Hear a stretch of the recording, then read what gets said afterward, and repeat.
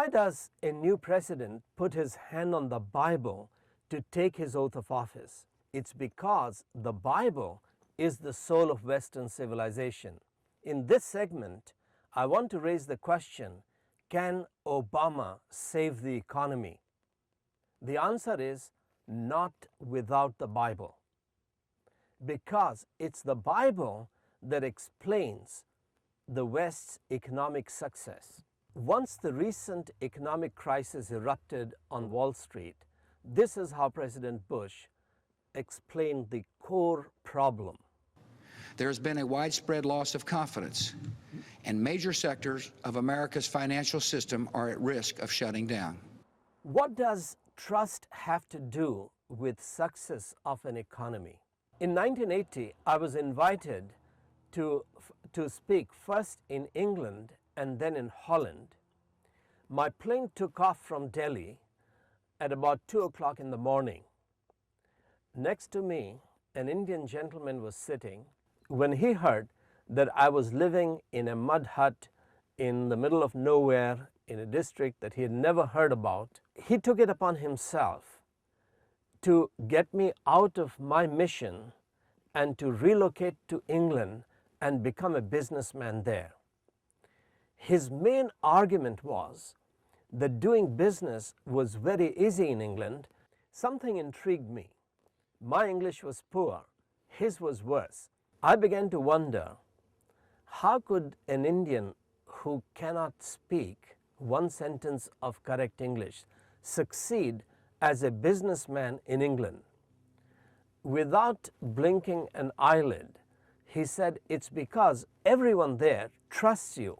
It was in Holland that I began to understand what my fellow passenger was trying to explain to me. I was being hosted by a charity in Holland that was giving money to many projects in India, including to us. My wife and I were staying in the home of the director of this charity, and one afternoon he asked me to come with him to get a jug of milk. We walked for about a mile through beautiful Dutch countryside and walked into a dairy.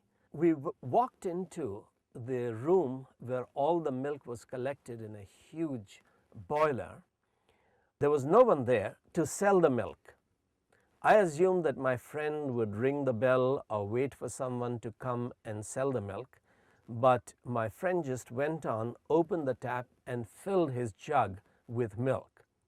Then he put the jug down, reached out to a windowsill where there was a bowl full of cash that I had not noticed.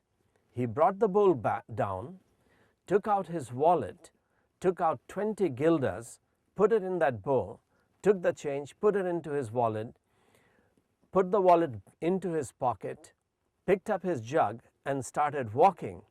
I was stunned. I said to him, man, if you are an Indian, you will take the milk and the money.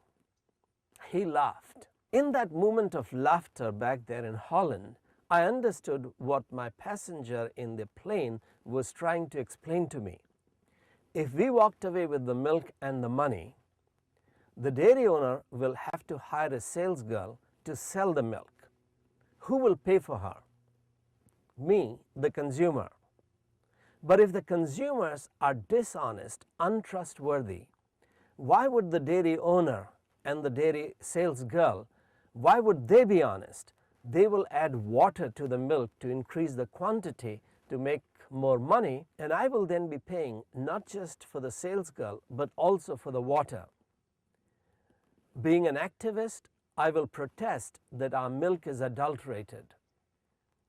The government must appoint milk inspectors. Who will pay for the milk inspectors?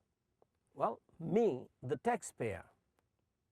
But if the consumer and the supplier are dishonest, untrustworthy, why should the milk inspector be trustworthy? They will use the laws in the law rule books to extract bribes from the supplier. Who will pay for those bribes? First the supplier, but then he will pass on the additional expense to the consumer. So by the time I'm paying for the milk, the water, the sales girl, the inspector, and the bribe, I don't have surplus money to take my children to an ice cream party on Saturday night. I'm unable to patronize a legitimate economic activity. The person who turns milk into ice cream and sells it, he's adding value to the milk. The sales girl or the inspector or the bribe or the water, they are adding no value.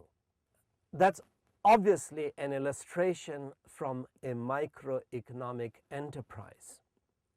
But it does highlight the heart of the problem, as not just President Bush but also President Obama have repeatedly said that the problem of American economy right now is the problem of trust. The problem began with economic giants such as Freddie Mac and Fannie Mae began to go bankrupt.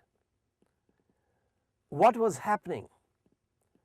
Nations such as China had invested something like $650 billion in these two companies. China is a poor nation.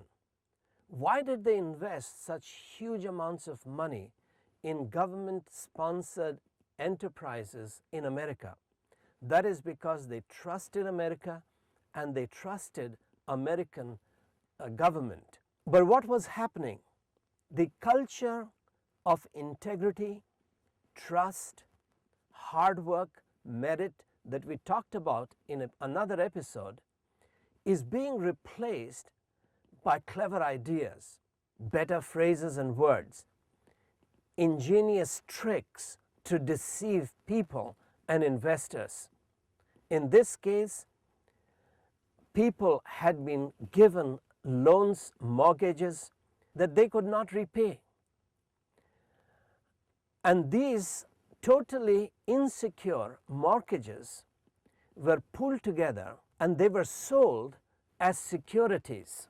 People trusted these institutions because they had trusted America's culture, economic culture, while they could not trust their own governments, their own banks, and their own financial institutions. But that culture of trust is now going. The question is, how was this culture of trust cultivated in Holland, in England, in America?